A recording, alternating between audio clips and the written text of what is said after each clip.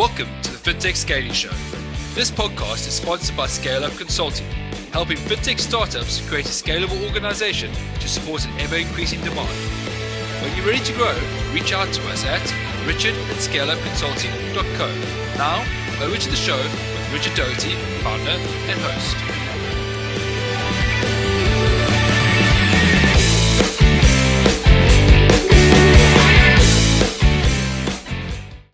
Hey, what's up, everyone? And welcome back to another episode of the Fintech Scaling Show, where we talk to evangelists, founders, and leaders, and we get their insights as to how they not only scale up themselves, but also scale up their businesses. And very, very excited to have Kimmo on the show today. Kimmo is the founder of Income Marketplace. And prior to that, he's led a number of different ventures as an entrepreneur and been very successful, and has also holds current positions as an advisory board member. So, welcome today, mate, and looking forward to the show. Cool. Thank you, Richard. Very nice to be here.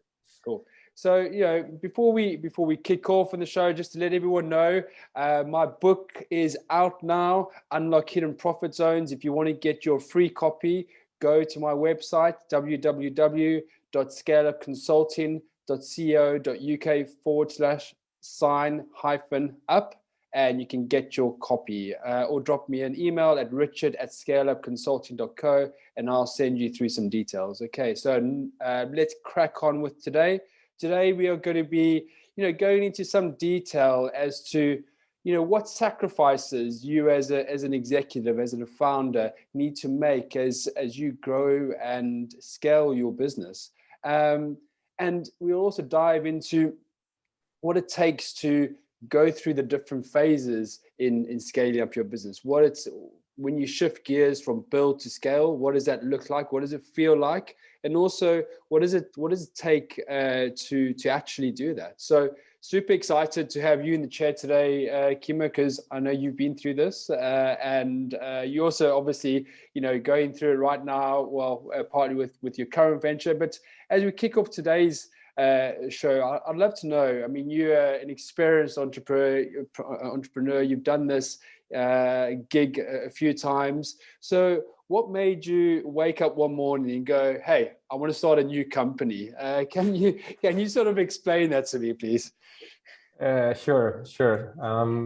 I think it's a little bit of that, entrepreneurial spirit. I never really, after my few ventures, or basically when I got out of school and then started my first venture, after that I've never really thought of myself as being employed, as such. So I think it came quite naturally to me after my last venture that I will just start something new. I didn't know, of course, at that time I quit or exited my previous venture at the start of 2020, just before COVID hit. And then effectively took me about 6 months, watching Shark Tank, trying to figure out ideas, what to do next. I had some crazy ideas there, totally non-fintech related, gym gear for old people and stuff. But that's pretty good. Yeah, someone take that idea. exactly. So anyway, and then just things happened, and the idea came that, hey, this is income. I can combine the things that I've learned in my career. I'm also investing myself in loans. I was investing before already. I knew the asset class. So for those who don't know, getincome.com is what we're building. It's a investment platform where you can invest in loans. And that means effectively you are putting money into loans originated by international companies that list them on our platform. And then you earn fixed income of between 7 and 12% per annum. So anyway, so that's my fintech background. I knew the business. I knew everything in the field. So I thought, hey, this is an interesting opportunity. I'll start building something like this. And then from June 2020, when we actually collected the first funding and started building this, everything moved very fast. And by February 2021, we were already live. So yeah, it wasn't a conscious decision. It just happened once again. Nice. So, Nice. And a lot of times I talk to either clients or guys, girls on the show, and others outside of the show and outside of sort of my network. And people talk about ideas, right? I come up with, there's lots of ideas. Ideas are a dime a dozen, but I always say you got to go out there and execute, and only in execution you'll find out whether that idea is actually worth anything worth anything to anyone, right? So how did you make that leap from idea? Okay, I know the industry, I know there's a problem, I've got this idea. How did you make that leap from idea to actually execution, and now there's actually some traction? Yeah, I mean, the first thing obviously is, like you said, you have an idea, and then you need to decide, will I start building this or will I not? And usually, I think I mentioned it before as well to you when we spoke before this, was that the forecast or the projections of the business, how it's going to go, they're just absurd, right? So as an entrepreneur, when you start, you think that this is going to fly like nothing before, and then you start building it and you realize that nothing holds. All your growth projections are they're just projections. They have nothing to do with reality. But I guess if you don't have that crazy belief in your idea, then you will not start executing. So that's the first thing you say. Okay, I'm going to make money on this, or whatever is your motivation. I'm going to build a great business, I'm going to help mankind, whatever it is. And then comes the fact that you started, and then once you put that started on that journey, then you generally don't want to give up also. So and then you keep pushing, even if you realize that, hey, the projections are not what you were expecting, but you're still growing, so you kind of see the light all the time. That you're building a good thing, and then you put that aside, that okay, my early idea was wrong, but I know I'm building a good thing, so you keep on pushing. So kind of out of necessity in a way, because there's no way back for an entrepreneur. And then when you start really seeing the early stages of traction, then that you're onto something, right? Like I think you nicely put it, that there's a building phase, and then perhaps there's a traction phase, and then scaling phase. And all of those have kind of different approaches. So I think today we are at the end of traction phase. We are hitting scaling phase in the new venture. We saw like 42% growth in January, month on month. Nice. So we've kind of proven that this thing will fly. That's good. And as you walk through you've had multiple businesses, right? And this is not your first rodeo. I guess what I'm looking at here is, as you go through these different phases, different businesses, what do you do? What sacrifices do you personally have to make when you start a business, when you grow, when you build a business, when you try and go through that traction phase, when you start to scale a business? What does it take out of what are the personal sacrifices, maybe is the question, the personal sacrifices that you have to make on that journey? Yep, I think it's obviously the kind of work-life balance is the first victim, especially when you're in the building phase, and that of course depends a lot on what's your, do you have a family, how friends, other things, how active are you socially? Usually, at least in my experience, in the building phase, those need to go to the backdrop in a way, because you're so focused, and that needs the time, and it needs all of that energy you have to actually push something, a venture to start. Is it fundraising? Is it figuring out the problems, figuring out the team? So definitely the personal life suffers, family relationships suffer. And then of course, that's building phase for sure. Scaling phase depends on, my experience was that as a very active CEO in the previous business, even if we had 200 employees, I was running like never before. And that's probably something that I did wrong in there, or not necessarily wrong. That was just my style. I wanted to be hands-on. We had a great team. We had everything going, but I still was involved, like, you know, daily, heavily. When you're in building phase, that's needed. But now, at least, you know, I'm a bit older now as well, than before. So I think about it this way, that I need to build a team that knows what they're doing, that takes part of that responsibility of the founders back, in that sense, that they are, and that's the key to smart scaling, I think, if you think about it. Otherwise you will just burn out. Hasn't happened to me, but in general, it's a very likely outcome if you try to do everything yourself. Because there's, I mean, I get it, right? You know, there is a view that, you know, you have to focus, you know, in the build, but let's just focus on that. Actually, you know, in business in general, that, you know, you have to focus on what you're doing and where you are and where you need to get to. You know, there's a lot of, especially in that build phase, there's a lot of time and effort that you have to pour in. But, you know, I do feel that you don't have to let things go by, things outside of the business go by the wayside, right? So you can, if you want, have 4 weeks in I don't know, on a French beach town, but you can also be working. You can also be very productive, but you can be with your family. You can incorporate different parts of life into that part of your life and that part of your journey, because, like, the journey is also part of the process, right? So you may as well, in my view, you may as well try and have a bit of fun and incorporate other parts of your life into that journey, so you can get the most out of it, right? And at the end of that, you know, see what happens, and you can always improve if you need to improve. I mean, what are your thoughts on that? Yeah, no, I mean, I agree. You know, taking breaks, of course, super important. Even if you're in the build phase, if you have the means to it. You know, I'm already quite far in my career in that sense. So I'm probably a lucky founder in that sense, that I don't need to really consider juggling between a day job and building something, so I can have the focus here. You know, but yeah, sure. It's still important that you take time to yourself.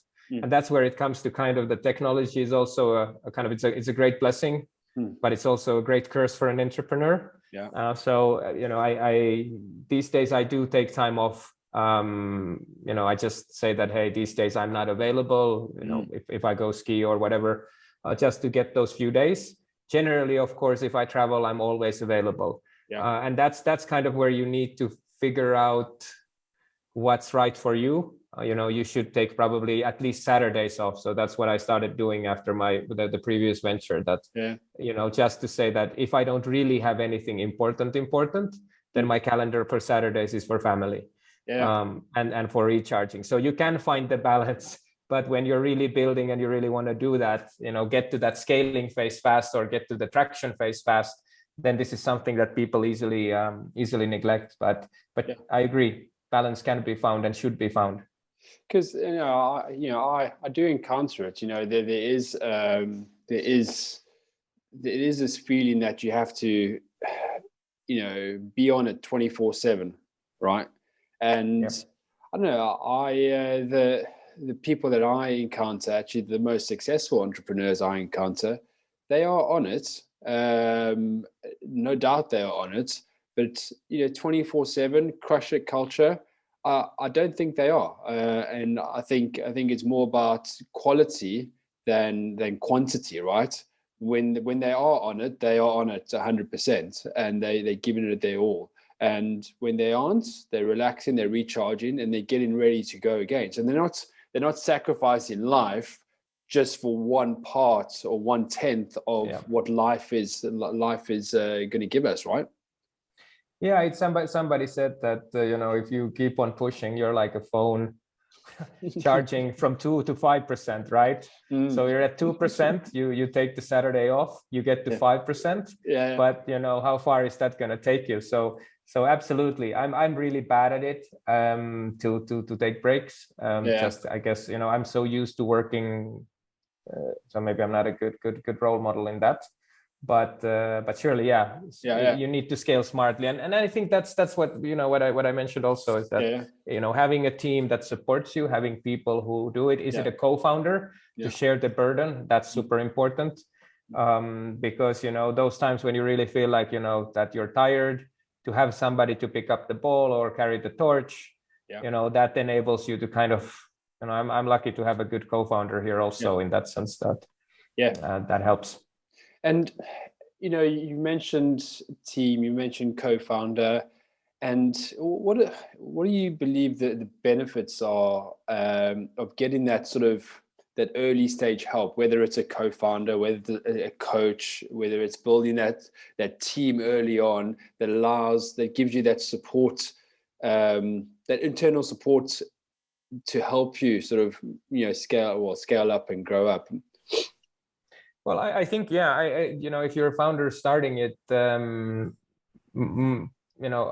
like, for example, a good example is funding, right? So we're fundraising at the moment. So we're connecting with different VCs, and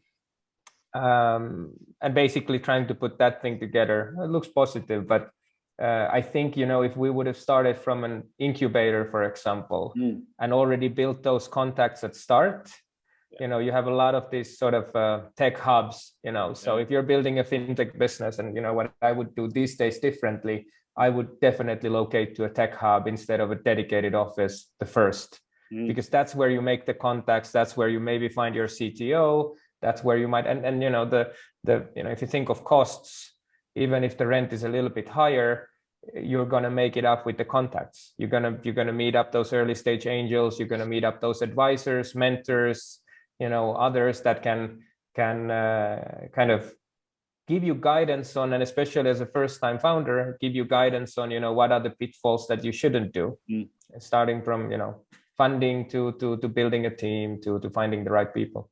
And you've mentioned Tech Hub. What is, just for the listeners out there that may or may not have heard of this, but where can you find these Tech Hubs? Well, I mean, tech hubs generally, co-working spaces for startups, simply put. So, Lift 99 in Estonia, for example, there's a lot of different types of startups there. Lift 99 organizes the Estonian Startup Awards. They bring together the community, the VCs, the angels, the entrepreneurs. They kind of mingle in that space. And I think that can be a very powerful place to start to get those connections.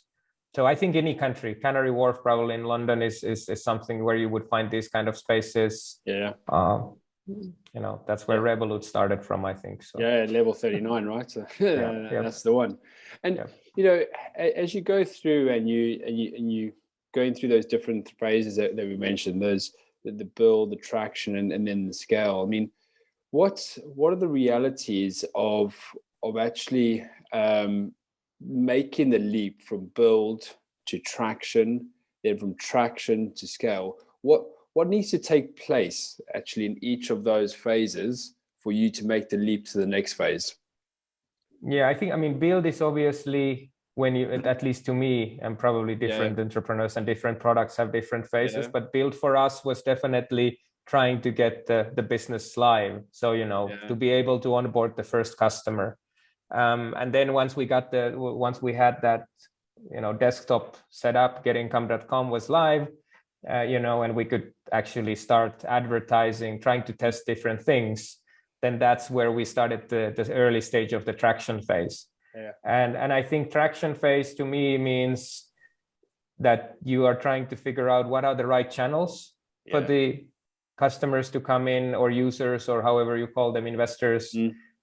And then once you figured those things out, then you reach the famous product market fit. And then that takes you to scaling phase. So I think, and scaling meaning to us, obviously, that you can just add one user on top of one another, and you can pretty much predict what's your cost of acquisition and what's your lifetime value of your customer. And then, you can say that if for every €1 I put in, I earn actually 3, or €1 that I put into marketing or whatever. And that's the kind of the super classic metric of VCs, I guess, in that sense, that if you pour money into marketing, the business will grow, and you can grow it, scale it in a predictable way. So first thing needs to happen, you need to have a product, right? Then you're out of the building phase. For traction, you need to figure out things. You need to talk with your customers or users. You need to figure out what they really want, and to see that if the product really is actually something that has a demand in the market. So we knew there's other companies like what we started building, so we took a little bit of a different approach to that. But there was really no way to build a minimum viable product as such for us, because if you build such an investment platform, you can't build just the front end, or you can't build just the back end. You really need to build a full product. So we did quite a bit of development on the product itself to get out of that build phase. And then we needed to figure out, well, will the investors actually come? And well, luckily they did. And now we're quite close to scaling phase, that we're figuring out already what are the best channels for us to grow and so forth. Nice. And I guess part of this is also making certain that, during each part of these 3 steps is making certain you build a brand that people are going to be familiar with, right? And also that stands out from the crowd. And I always like to say to people that you start building your brand early on, right? You build that leadership, that thought leadership. So you start getting followers, whatever those followers are. They might be VCs, they might be potential customers, they might be actually paying customers, which will be great in the early days. And you also then need to also take a look at the relationships, right? Because part of branding is making certain you have a good public and you have a relationship with that public, and consistently start communicating to that public, right? So you have what I like to call the LRC triangle: leadership, relationship, and communication, which builds affinity to your public, right? And your public being everyone, right? Everyone, such as VCs, prospects, customers, employees, potential employees, etc. Right? Yeah, true. Actually, a lot of businesses these days, they start this way. That they put the website out, they start banging the drum. And then in effect, they don't still have yet anything, but the website is up. They're starting actually this from there, and you can see then some companies even go to beta before they really launch. So basically they're testing it on and just trying to build that community and these early adopters as early as possible. This was something that we also neglected, or we didn't do. Something that I think we should have done, to open a beta access, to really start building a community, start building those connections early on. So I think that's a very good point. It's kind of like, before you start a business, think a bit ahead. Like, where do you take your office? Should I open up my social media profile and start, even if it's LinkedIn, to start connecting with people already that might be useful? Because probably when you actually start the business, at least what happened to me was in build phase, I was quite active on LinkedIn, and I thought that was a great channel to meet people and to to get an audience. But then when you're in build phase, then it's very time consuming still to kind of even to do these little things. So the traction is better spent when you have time, to get that traction in those media channels. And you mentioned one thing around community, and it's I find it's quite it's an essential ingredient, right? Especially, I don't want to say especially in the early days, I think all the time, because this community are your they're your bread and butter. They're the people that can test new products. They're the people that might invest first. They're the people that might buy the product first. So starting it early on and building a community of 5, 10, all of a sudden, maybe in a year's time or 2 years or 3 years or 5 years, it goes to 1,000 or 2,000 or 10,000. Those people those people are going to be the people that are going to spread the word, right? So the earlier you start, the better. Yeah, they say 1,000, race for the 1,000 users, and then that's enough to start some sort of a network, there we go. Kind of a referral effect ongoing. What we do is obviously we have like Telegram chats where actually people can join. Cool. They can chat with me, they can chat with the team, and they can also tell us if something's broken or if something's, because we're working well, everything works on the background, but you still every now and then get bugs. Yeah. So we also did a bug hunt program where we just said to the community and to the people that, hey, if you find a bug, report it to us and we give you 20 euros or 50 euros at start it was. So quite a good bonus for giving us the information if something's broken. But at the same time, you're kind of diffusing the anger that the users might have, because the community in a way starts looking at, well, hey, we'll hunt for the bugs, I'll get some cash, and actually I kind of like what these guys are doing.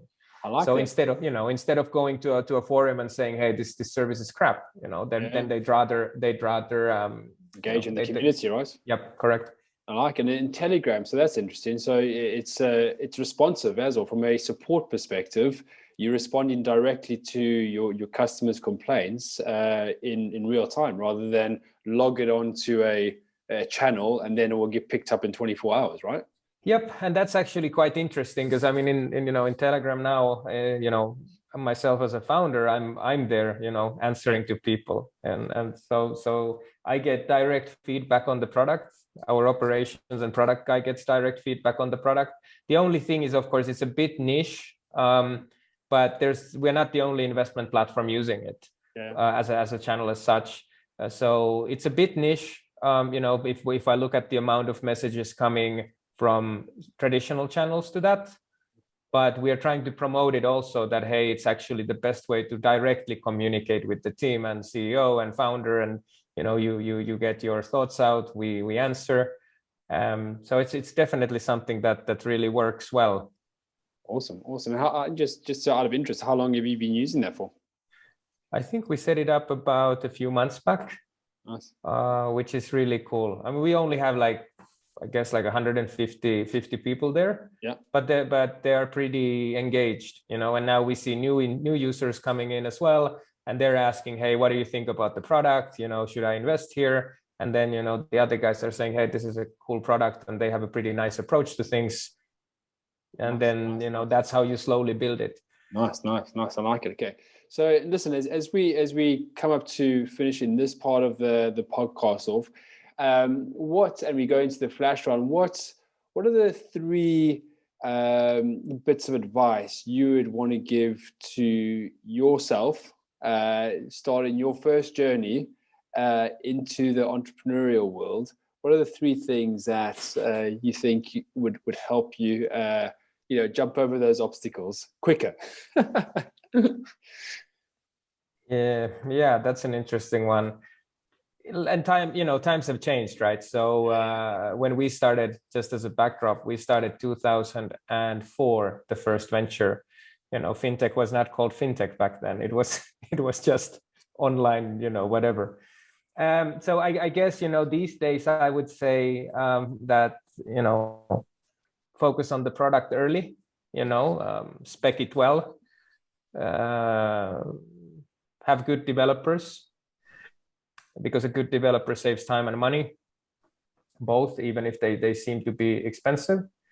Data, definitely make sure that the data is collected well, and then spend time on reporting. I mean, these are like if I leave the normal ones, figure out your funding, because that's kind of traditional, what everybody says, always fundraise, and so forth. But definitely, I think meaningful reports are the eyes to the business. Reports, reports showing whether you expanding or contracting, right? Exactly. To see actually, like, are you growing? Are you not? Are you churning too many customers? Whatever there is. I think like back in 2004 when we started was more like we saved all the data, but we didn't really pull it out. Yeah. So it's just as good as being blind. Luckily, the market was going up and everything went well. But these days, definitely, that was the first things we set up was a proper data and not the best reports, but meaningful reports though. So maybe that's the evolution. And how, you know, I always like to say to my clients, you know, have a start of week and have an end of week. And at the end of week, take some time to walk through all your data and then plan for the upcoming week, and then do that on a monthly basis, a quarterly basis, and yearly basis. So, you know, what cycle do you follow? The same sort of cycle, or is it slightly different? I do weekly reports. Yeah. I think, you know, we have a daily report coming, obviously showing, but that's kind of like, you know, that doesn't give you, it gives you some trend, but I think week is meaningful enough in our business. Great. So weekly is definitely the one that I find meaningful. We have a weekly town hall with the team where we go through it. So effectively 52 weeks, you know, and 52 cycles in that sense in a year. And then we do monthly, kind of a bigger overview with stakeholders as well. And then, quarterly. Yeah. Well, that's just putting the same data into, you know, quarterly format. So, but yeah, weekly is a very good metric.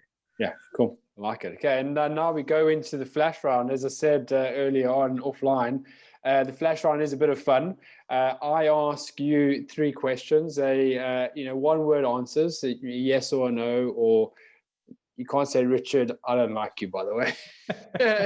Well, depends on the question. Yeah, and then I give you the mic and you ask me a question. So here we go. Let's get the show on the road. So first one for you. Do you like thinking out the box, or are you more of a structured or methodical thinker? Out the box. Nice. The conventional way of doing stuff or the unconventional way of doing stuff? Conventional way of doing stuff. Okay. Now this next one. If you have a team and they're listening, this is the big one. What is the key to growth? Investment in yourself or investment in your team?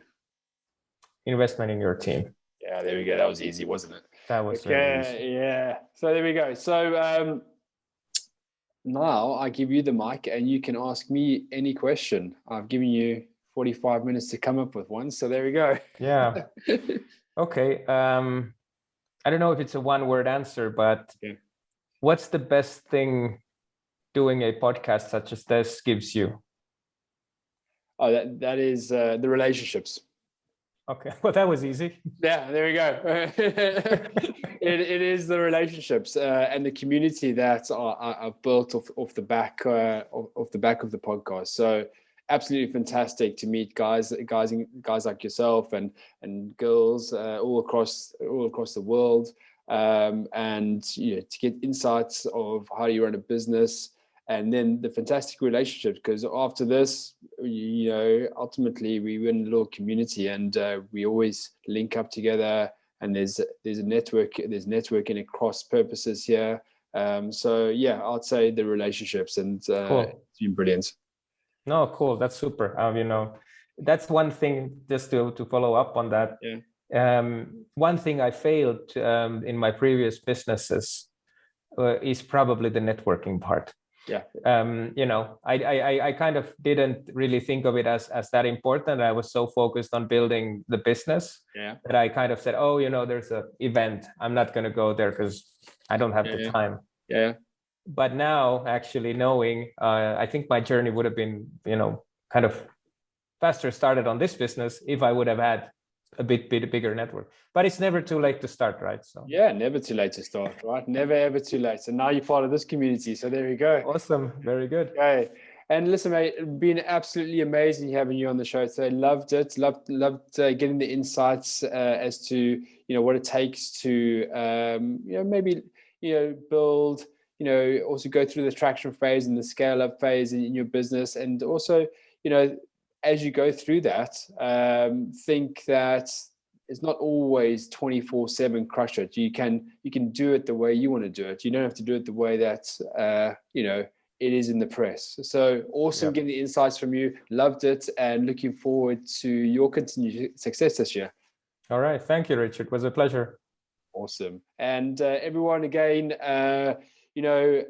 as we log off on today's show, if you want to get a free copy of my new book that's out, drop me a note at richard@scaleupconsulting.co, or go to my website, www.scaleupconsulting.co.uk/sign-up, and look forward to talking to you all next week. Cheers.